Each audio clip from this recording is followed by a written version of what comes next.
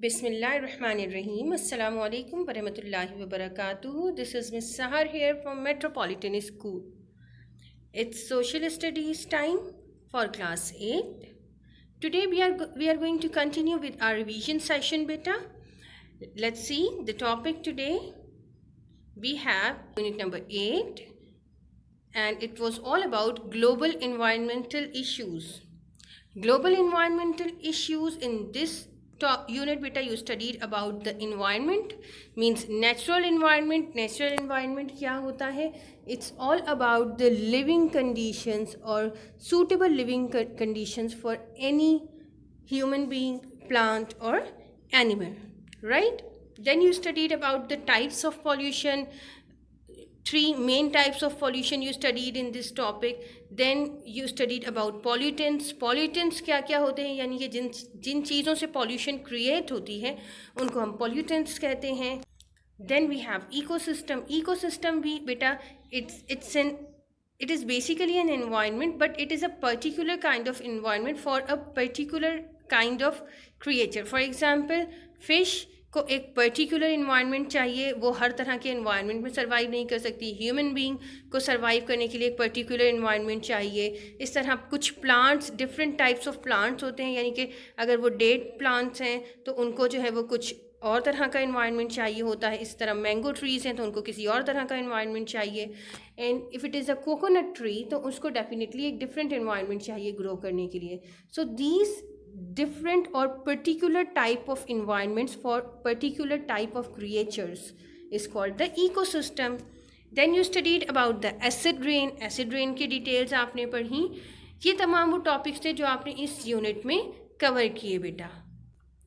Let's move towards another unit, that is unit number 10. It was all about world bodies to solve or to save international disputes, in which you studied about the League of the Nations and United Nations.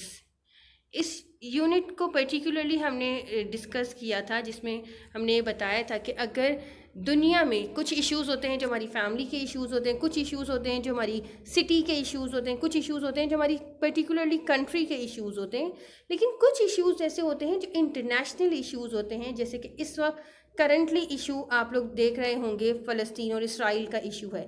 That is an international issue. Internationally पूरी दुनिया इस conflict से affect कर रही है, उसको discuss कर रही है, उसको रिजॉल्व करने की कोशिश कर रही है. ऑलराइट, तो इसके बारे में हमने पढ़ा था. यूनाइटेड नेशंस और लीग ऑफ द नेशंस के बारे में आपको बताया था कि ये दो बहुत बड़ी दुनिया की ऑर्गेनाइजेशंस रहीं, और यूनाइटेड नेशंस अब तक मौजूद है जो इंटरनेशनल इश्यूज़ को या इंटरनेशनल पीस को कायम रखने के लिए बनी थी बेटा. Alright, then you studied about the formation of United Nations. आपने यूनाइटेड नेशंस की ऑफिशियल लैंग्वेजेस के बारे में पढ़ा, प्रिंसिपल्स के बारे में पढ़ा और वीटो पावर के बारे में पढ़ा. यूनिट पे बहुत डिटेल्ड पढ़ाया था कि 5 कंट्रीज़ यूनाइटेड नेशंस की, जिनके नेम्स मैंने आपको बताए थे, उनके पास वीटो पावर है. Right, then you studied unit number 11, which was all about Pakistan movement. In this topic you studied about the War of Independence 1857. War of Independence के आपने causes पढ़े, उसके failure पढ़े इस unit में. Then you studied about the All Indian Muslim League. All India Muslim League, इसकी formation के बारे में पढ़ा, इसके कॉजेज़ के बारे में पढ़ा, इसके रीज़न के बारे में पढ़ा कि इसकी फॉर्मेशन क्यों हुई थी. Then you studied about the Lucknow pact, 14 points of Quaid-e Azam, and you studied about the Allahabad address. Allahabad address which was held under the presidentship of Allama Iqbal, और इसमें जो है वो अल्लामा इकबाल ने एक एड्रेस किया जिसमें पर्टिकुलरली 2 नेशन थ्योरी का कंसेप्ट एक प्लेटफॉर्म से प्रेजेंट किया गया, और उसके बाद पाकिस्तान मूवमेंट प्रॉपरली और ऑफिशियली स्टार्ट हो गई. Now for the better understanding of all these units बेटा, you have to watch the videos of the concern units. जहाँ ये रिव्यू करने का मकसद था कि आपकी बेटा एक मेमोरी रिकॉल हो जाए और आप इन यूनिट्स की जो वीडियोस हैं वो गो थ्रू करके इनको ज़्यादा डिटेल्ड और बेटर अंडरस्टैंड कर सकते हैं और इनकी एक्सरसाइजेस को गो थ्रू कर सकते हैं. Okay, then thank you so much. Allah हाफिज़.